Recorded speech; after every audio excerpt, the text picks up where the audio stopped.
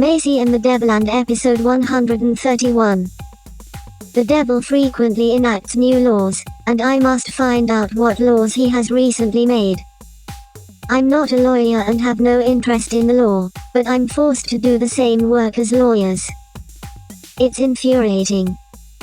In Doom City, we don't need lawyers because the rule by law is merely a set of restrictions without the principles of common law or considerations of fairness and justice. It simply dictates what we must do and what we are allowed or not allowed to do. The devil and his senior officials reserve all rights to interpret the laws and can even overturn court judgments. Moreover, a critical ordinance overshadows all other laws. Disobeying the devil or his senior officials can result in lifelong imprisonment. Disobedience equals rebellion, and rebellion equals treason.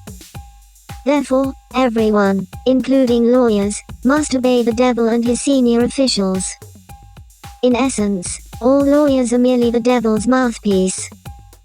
Oops. I almost forgot that I'm escaping from those three guys. That's alright, they can't follow me. I notice JoJo feels a bit heavier than usual. Perhaps she's carrying the stone I bought. JoJo and I arrive home. I put JoJo in her bed, then start cooking dinner.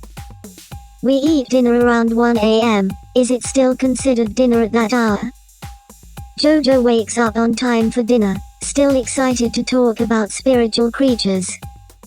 At this moment, I think I can assign JoJo a mission. She can undertake it with her animal friends and spiritual creatures.